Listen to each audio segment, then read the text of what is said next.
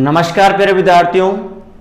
तो प्यारे विद्यार्थियों, जेट के एग्जाम बहुत ही नज़दीक है। अब हमारे पास जो समय है बहुत ही कम समय है और इस समय हमें अधिक से अधिक क्वेश्चन प्रैक्टिस करने की बहुत ज़्यादा ज़रूरत है और हमें अब क्वेश्चन सोल्व बहुत ज़्यादा करने होंगे, तभी क्या होगा, स्मार्ट स्टडी होगी। अब हमें टॉपिक नहीं पढ़ना, अब हमें केवल क्या पढ़ना है, क्वेश्चंस पढ़ना है। तो आज आपके लिए लेकर आया हूं मैं एग्रीकल्चर का जो अपनी ब्रांच है एग्रोनॉमी के क्वेश्चंस लेके आया हूं जो कि मोस्ट इंपोर्टेंट है। इसमें काफी क्वेश्चन तो काफी बार जेट आईसीआर बीएचयू में आए हुए हैं पहले, जो कि काफी बार रिपीट होते हैं। ठीक है ना, हर एग्जाम में क्या होते हैं, वो रिपीट होते हैं बारी बारी से।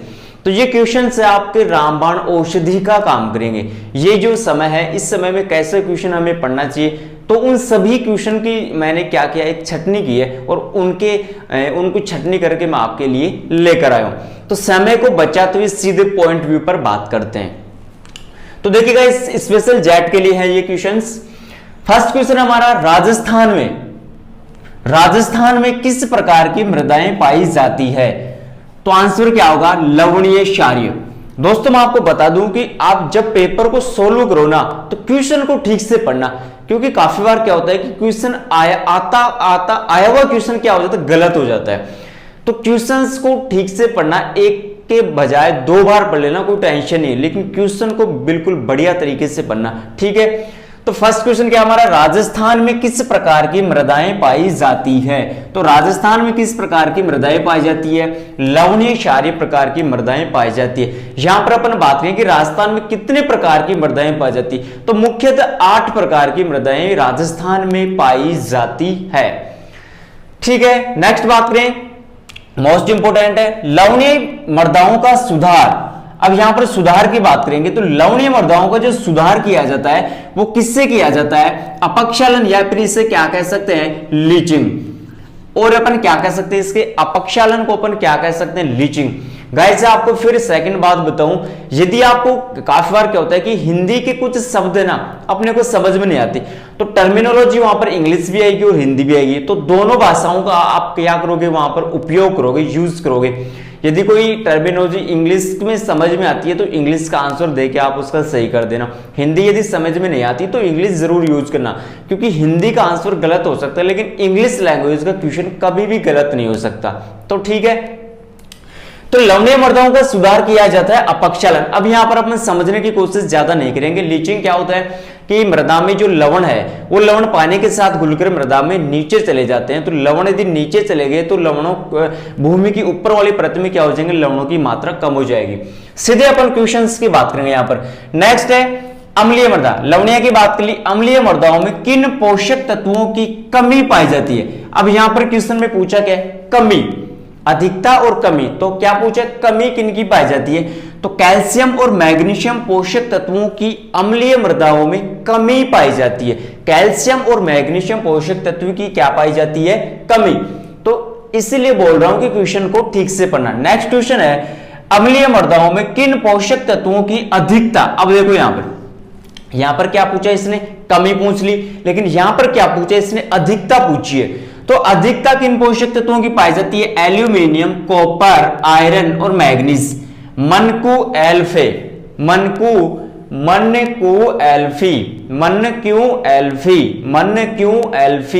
तो कमी पाई जाती है कैल्शियम और मैग्नीशियम और अधिकता मनक्यू एल्फी। ठीक है, नेक्स्ट क्वेश्चन है अम्लीय मृदाओं का सुधार। तो सुधार किससे करते हैं? अम्लीय मृदाओं को चूना पदार्थ से। लवणीय मृदाओं का सुधार किससे किया था? लीचिंग से किया था। अम्लीय मृदाओं का सुधार किससे करेंगे? चूना पदार्थ से।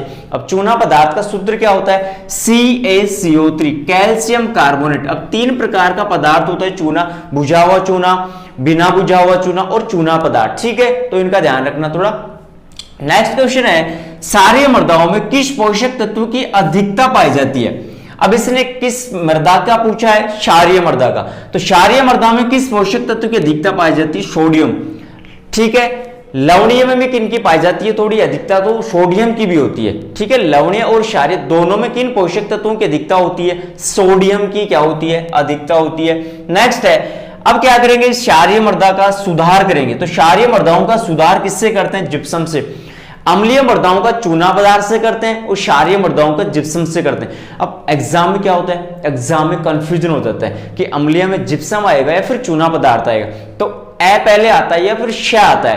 पहले क्या आएगा, ए आएगा। तो ए में क्या करेंगे, च, ऐसे च जोड़ देंगे और छ से क्या जोड़, क्षत्रिय से ज जोड़ देंगे। ठीक है, जैसे पहले च आता है, कोई डाउट?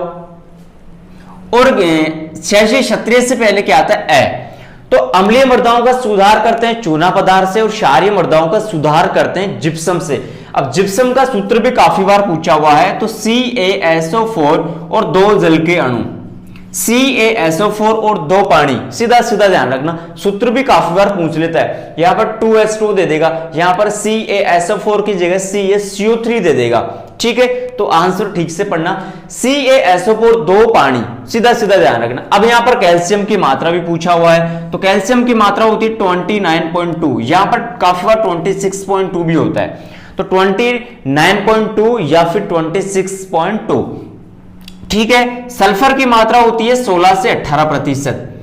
सल्फर की मात्रा कितनी होती है, 16 से 18% होती है। कैल्शियम की मात्रा ज्यादा होती है, 26 से लेकर 28 तक, 29 तक। नेक्स्ट है कोटा खंड।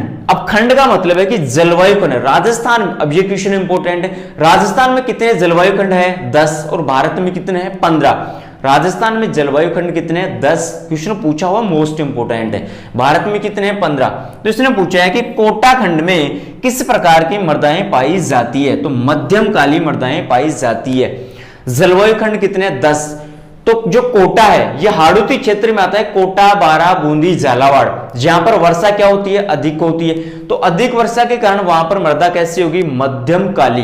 तो कोटा खंड में जो मृदा होती है वो कैसी होती है, मध्यम काली। नेक्स्ट है राजस्थान में लवणीयता की समस्या लगभग कितने हेक्टेयर में, मोस्ट इंपोर्टेंट है।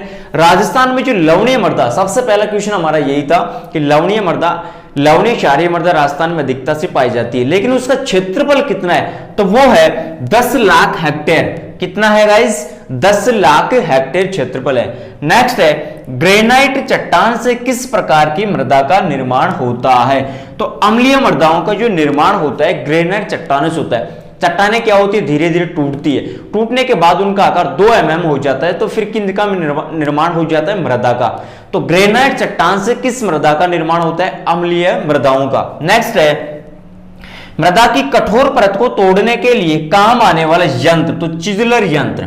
ठीक है, मृदा क्या होती है, कोई परत कठोर होती है, तो उस कठोर परत को तोड़ने के लिए किस यंत्र का काम में लेते हैं, चिजलर यंत्र, हल भी इसको कहते हैं।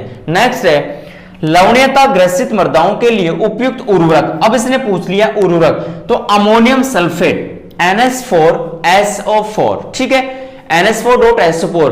तो लवणीय जो मृदाएं हैं, लवणीयता ग्रसित मृदाओं के लिए उपयुक्त जो उर्वरक है वो कौन सा है, अमोनियम। अम्लीय मृदाओं में क्षारीय प्रकृति के उर्वरक काम में लेंगे और लवणीय क्षारीय मृदाओं में अम्लीय प्रकृति के उर्वरक क्या लेंगे, काम में लेंगे, जस्ट अपोजिट है। ठीक है, नेक्स्ट है सबसे अधिक लवणीयता सहन करने वाली घास, तो घास कौन सी है, रोडस घास। सबसे अधिक अम्लता सहन लवणता सहन करने वाली घास कौन सी है, रोडस घास। नेक्स्ट है अम्लीय मृदाएं किन फसलों के लिए उपयुक्त है या सर्वोत्तम है, तो चाय। अम्लीय मृदा जो सबसे उपयुक्त है वो किस फसल के लिए है, चाय। चाय का बोटनिकल नेम क्या है, थिया साइनेंसिस। कॉफी का कोफिया अरेबिका। तो ये मोस्ट क्वेश्चन थे। अम्लीय मृदाओं के लिए किन पोषक अम्लीय मृदा किन फसलों के लिए सर्वोत्तम है, तो किसके लिए है, चाय के लिए, थिया साइनेंसिस। नेक्स्ट क्वेश्चन अपना कृषि कार्यों के लिए सर्वोत्तम मृदा। कृषि कार्यों के लिए जो सर्वोत्तम मृदा है, सबसे बढ़िया जो सॉइल है वो कौन सी है, दोमट मृदा। ठीक है, मृदा के अध्ययन को क्या कहते हैं, पेडोलॉजी। पेडोलॉजी किस भाषा का शब्द है, ग्रीक भाषा का शब्द है, जो लॉजी इसके अंत में आ रहा है। एग्रोनॉमी किस भाषा का शब्द है, ग्रीक भाषा का शब्द है। हॉर्टिकल्चर किस भाषा का शब्द है, लैटिन भाषा का शब्द है। एग्रीकल्चर किस भाषा का शब्द है, लैटिन भाषा का शब्द है। तो प्यारे विद्यार्थियों, भाषाओं से भी एक क्वेश्चन आएगा, इसका थोड़ा ध्यान रखना। तो सर्वोत्तम मृदा कौन सी है, दोमट मृदा। नेक्स्ट है सिल्ट मृदाओं के लिए कणों का आकार। मोटी बालू, महीन बालू, सिल्ट और क्ले, ये 4 प्रकार की मृदाएं हमने देखी थी कणों के आकार के आधार पर। तो यहां से क्वेश्चन 100% आता है। सिल्ट मृदाओं के लिए कणों का आकार होता है 0.02 से 0.002 mm तक। ये क्या है, इसकी यूनिट है, इसका आकार जरूर ध्यान रखना। नेक्स्ट है क्ले मृदाओं के कणों का आकार कितना होता है, तो इसका सबसे कम होता है 0.002 mm से कम। It's very most important. यहां पर काफी स्टूडेंट कंफ्यूजन में हो जाते हैं कि कम आएगा कि अधिक आएगा। तो प्यारे विद्यार्थियों, हमेशा आकार क्या आएगा, कम आएगा। 2 mm से स्टार्ट हुआ था आकार और लास्ट में कितना आता है, धीरे धीरे कम ही होता है। मोटी बालों में 2 था, फिर नीचे महीन बालों में कम हो जाता है, सिल्ट में फिर और कम होगा और क्ले में सबसे कम हो जाता है। तो आकार क्या होगा, कम होगा, कभी भी अधिक नहीं होगा। नेक्स्ट है निलंबन। अब यहां पर मृदाओं के जो व्यास है वो 3 प्रकार का था हमारा, निलंबन, उच्छलन और सतह सर्पण। तो निलंबन में जो कणों का व्यास है वो है 0.1 mm से कम, 0.1 mm से कम। उच्छलन का है 0.1 से 0.5 mm। Doubt clear? निलंबन और उच्छलन, निलंबन का है 0.1 mm से कम और उच्छलन का मतलब उछलेगा तो आकार ज्यादा हो गया, 0.1 से 0.5 mm। नेक्स्ट है भूमि सुधारक के रूप में जिप्सम का। अब क्षारीय मृदाओं का सुधार किससे किया था, जिप्सम से। तो जिप्सम का जो प्रयोग करते हैं वो कब करते हैं, तो खरीफ की फसलों में करते हैं, इसका मतलब गर्मियों में करते हैं। खरीफ की फसलों में क्या करते हैं, जिप्सम का प्रयोग करते हैं क्षारीय मृदाओं के सुधार के लिए। नेक्स्ट है लवणीय क्षारीय मृदा में बीज की मात्रा रखते हैं 15 से 20% अधिक। मोस्ट इंपोर्टेंट क्वेश्चन है, यहां पर बीज की मात्रा अधिक क्यों रख रहे हैं, क्योंकि जितना बीज अपन डालेंगे उसका जर्मिनेशन नहीं होगा, इसलिए एक्स्ट्रा कितना बीज डालेंगे, 15 से 20% अधिक। नेक्स्ट है किस वर्ग की फसलों में जिप्सम का प्रयोग करते हैं, तो तिलहनी फसलों में सबसे ज्यादा करते हैं, क्योंकि तिलहनी फसलों में तेल की मात्रा को बढ़ाने के लिए किसका उपयोग करते हैं, जिप्सम का। Doubt clear? नेक्स्ट है पोषक तत्वों की अपन बात करेंगे यहां पर। तो किस पोषक तत्वों की सबसे पहले अपन बात करें कि पौधे के लिए आवश्यक पोषक तत्व कितने, मोस्ट इंपोर्टेंट है 17। डायरेक्ट क्वेश्चन पूछता है कि पौधे के लिए उपयुक्त पोषक तत्व होंगे 17। 17वां कौन सा है, निकल। कौन सा है, निकल। ठीक है, तो पोषक तत्वों के बारे में सबसे पहले किसने बताया था, आप कमेंट बॉक्स में मुझे कमेंट करके बताइए कि पोषक तत्वों के बारे में सबसे पहले किसने बताया था। और कुल पोषक तत्व कितने, 17। तो किस पोषक तत्वों की कमी के कारण पौधे की पत्तियों में हरिमाहीनता, क्लोरोसिस रोग हो जाता है, तो वो है मैग्नीशियम और आयरन। इन दोनों पोषक तत्वों की कमी के कारण पौधे की पत्तियों में क्या हो जाता है, क्लोरोसिस, हरिमाहीनता, मैग्नीशियम और आयरन। नेक्स्ट है मोस्ट इंपोर्टेंट, फूल गोभी में व्हिपटेल किस पोषक तत्व की कमी के कारण होता है, मोलिब्डेनम। फूल गोभी में जो व्हिपटेल रोग होता है सबसे ज्यादा क्वेश्चन पूछा जाता है, किस पोषक तत्व की कमी के कारण होता है, मोलिब्डेनम। और एक है सदाबहार क्वेश्चन, धान में खेरा रोग किस पोषक तत्व की कमी के कारण होता है, जिंक। नींबू में पूछा जाता है सिट्रस कैंकर रोग किस पोषक तत्व की कमी के कारण होता है, तो कॉपर। ठीक है, ये थोड़ा ध्यान रखना। विटामिन B12, विटामिन B12 के निर्माण में सहायक पोषक तत्व है कोबाल्ट। विटामिन B12 के निर्माण में जो सहायक पोषक तत्व है वो कौन सा है, कोबाल्ट। नेक्स्ट है चुकंदर, बीटा वल्गेरिस। चुकंदर के लिए लाभदायक तत्व कौन सा, सोडियम। सोडियम क्या है, लाभदायक पोषक तत्व, किसके लिए, चुकंदर के लिए। नेक्स्ट है पर्णहरित, हरिमाहीनता। ठीक है, पर्णहरित के लिए आवश्यक पोषक तत्व है मैग्नीशियम। सीधी सी बात है, पोषक तत्व कौन सा है, मैग्नीशियम। पौधे की पत्तियों को जलाने के बाद जो राख बचती है उस राख में भी कौन सा पोषक तत्व होता है, मैग्नीशियम। थोड़ा ध्यान रखना। नेक्स्ट है किस पोषक तत्व के कारण पौधे की निचली पत्तियां पीली पड़ जाती है, तो सीधी सी बात है पौधे की पत्तियां यदि पीली पड़ती है तो नाइट्रोजन की क्या होगी, कमी होगी। किसकी कमी होगी, नाइट्रोजन की कमी। तो पौधे की पत्तियां कैसी हो जाएंगी, पीले रंग की। तो गाइस नेक्स्ट अपन देखेंगे जो अपनी दलहनी फसलें हैं उनमें क्या होती है, दलहनी फसलों में प्रोटीन की मात्रा होती है और दलहनी फसलों में एक बैक्टीरिया होता है जो लाभदायक होता है, वो कौन सा होता है, राइजोबियम बैक्टीरिया, जो क्या करता है, मृदा की उर्वरता को बढ़ाता है। ठीक है ना। तो देखिए प्रोटीन में से आपसे प्रोटीन में 1 से 2 क्वेश्चन पूछेगा आपको, ठीक है ना, जो कि मोस्ट इंपोर्टेंट है। तो देखिए सभी को मैंने एक जगह एकत्रित कर लिया है, तो यहां पर आप देख सकते हो चने में प्रोटीन की मात्रा होती है 21%। चने में कितनी होगी? 21% होगी। मोठ में होगी 18 से 22.5%। मोठ है ठे से 18, ठे से क्या हो गया? 18 हो गया, 18 से 22.5%। अरहर में होगी 20 से 21%। ठीक है, 21 तो किसमें थी? चने में थी, लेकिन 20 से 21 किसमें होगी? अरहर में। गाइस ऊपर से नीचे की ओर बढ़ते हुए क्रम में ये, ठीक है ना, ऊपर से नीचे अपन चलेंगे तो ये बढ़ते हुए क्रम में है प्रोटीन की मात्रा। मूंग और चावला दोनों में समान है 23%। मूंग और चावला दोनों में कितनी होगी? 23%। उड़द में होगी 24% और सोयाबीन में सबसे ज्यादा होती है प्रोटीन की मात्रा 40%। ठीक है, चने में 21, मोठ में 18 से 22.5, अरहर में 20 से 21, मूंग चावला में 23, उड़द में 24 और सोयाबीन में सबसे ज्यादा 40%। अब देखेंगे तिलहनी फसलों में तेल की मात्रा। तेल से भी यहां से 1 से 2 क्वेश्चन का वेटेज रहेगा आप पे। तो सबसे ज्यादा तो होती है तिल में। तिलहनी फसलों की रानी है तिल। तिलहनी फसलों की जो रानी है वो क्या है? तिल। इसलिए सबसे ज्यादा तो किसमें? तिल में। और सबसे कम किसमें होगी? सोयाबीन में। कोई डाउट? सबसे अधिक है तिल में, सबसे कम है सोयाबीन में। अब बढ़ते हुए क्रम, ये अब घटता हुआ क्रम है, ठीक है ना। तिल में है 48 से 54%, सूरजमुखी में है 45 से 50%, मूंगफली में है 45%। मूंगफली का और सरसों का सबसे ज्यादा क्वेश्चन पुटअप करता है, ठीक है, और एक सोयाबीन का। तो मूंगफली में है 45%, अलसी में है 35 से 48%, तारामीरा में है 35%, सरसों में है 33 से 35% और सोयाबीन में सबसे कम है 20%। मोस्ट इंपोर्टेंट है, ठीक है। अब देखेंगे इसमें वैरायटी दलहनी फसलों की और तिलहनी फसलों की जो मोस्ट इंपोर्टेंट वैरायटी है, जो सबसे ज्यादा क्वेश्चन पूछा जाता है। तो देखो उड़द में जो मोस्ट है बरखा, कृष्णा, T9 और पंत U19। बरखा बोटनिकल नेम और इनके कुल ये मैंने आपको, और बीज दर, इन सभी की मैंने आपको पहले बता दी थी, वो वाले वीडियो भी आप देख सकते हो, ठीक है ना। तो उड़द की मोस्ट इंपोर्टेंट वैरायटी कौन सी है? बरखा होगी, कृष्णा होगी, T9 होगी, पंत U19। बरखा और कृष्णा काफी बार पूछा हुआ क्वेश्चन है। नेक्स्ट है मोठ। मोठ में जड़िया, ज्वाला, विकास। जड़िया ज्वाला मूंगफली की भी वैरायटी है, ठीक है ना।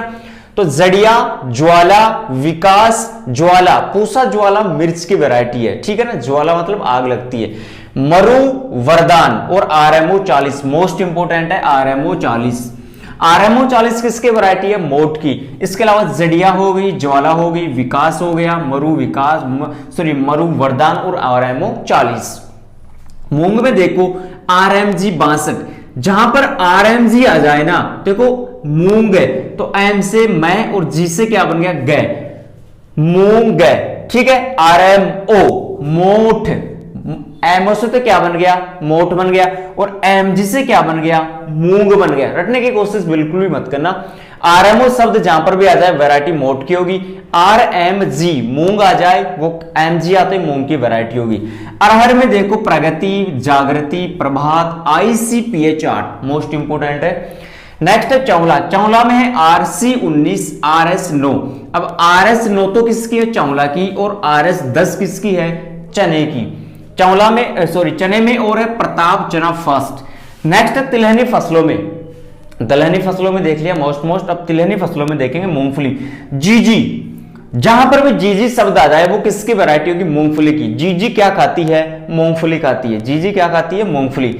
इसके अलावा RG 141, M13 most important variety है। M13 किसकी वैरायटी है? मूंगफली की। इसके अलावा मोस्ट इंपोर्टेंट है गिरनार 2। गिरनार 2 वैरायटी किसकी है? M13 और गिरनार मोस्ट इंपोर्टेंट है, जो किसकी है? मूंगफली की। तिल, प्रताप का दूसरा नाम है C50। प्रगति मोस्ट इंपोर्टेंट है और RT 46 मोस्ट इंपोर्टेंट बता रहा हूं आपको। सोयाबीन में गौरव, मोनेरा, NRC 12 और अहिल्या। गौरव, मोनेरा, NRC 12 और अहिल्या। सूरजमुखी में देखो मॉडर्न, टास 82 और सूर्या। सूरज से सूर्या बन गया। सूरज से क्या बन गया? सूर्या। और सूर्या क्या है? मॉडर्न है। नेक्स्ट है सरसों, मोस्ट इंपोर्टेंट है। पूसा, जय किसान और दूसरा नाम है बायो 902। तो गैस दोनों नाम याद होने चाहिए का। बायो 902 ना देकर पूसा जय किसान दे देगा, पूसा जय किसान ना देकर आपको क्या दे देगा? बायो 902 मोस्ट इंपोर्टेंट है। लक्ष्मी, पूसा, बोल्ड और वरुणा। वरुणा का दूसरा नाम है T9 मोस्ट इंपोर्टेंट है। कौन कौन सी? पूसा जय किसान दूसरा नाम है बायोनोसो 2। इसके अलावा मोस्ट इंपोर्टेंट है पूसा बोल्ड और वरुणा, वरुणा का दूसरा नाम है T9 और आशीर्वाद, ये हो गए सरसों के। फिर है तारा मीरा, तो RTM, T से तारा, M से मीरा, तारा मीरा 314, RTM तारा मीरा, T से तारा, M से मीरा, ठीक है। अलसी में सबसे मोस्ट इंपोर्टेंट वैरायटी त्रिवेणी, तो त्रिवेणी में क्या है अलसी। इसके अलावा किरण हो गई, कार्तिक हो गया, जीवन, गौरव, चंबल और शिखा, शिखा भी मोस्ट इंपोर्टेंट है। तो गौरव देखो अलसी की भी है और गौरव यहां पर हमने किसकी देखी थी, चने की भी देखी थी। किसकी देखी थी, चने में भी देखा था, ठीक है ना। तो ये थी मोस्ट इंपोर्टेंट वैरायटी जहां से हर क्वेश्चन 1 से 2 क्वेश्चन का वेटेज रहता है। तो गाइस ये हमने देखा आज एग्रोनॉमी का थोड़ा इंपॉर्टेंट क्वेश्चन, बाकी सेकंड पार्ट में देखेंगे। तो ये वाला वीडियो आपको कैसा लगा कमेंट बॉक्स में कमेंट करके जरूर बताइए और इस वीडियो को अधिक से अधिक शेयर करें ताकि सभी स्टूडेंट्स को इसका लाभ मिल सके। Thank you.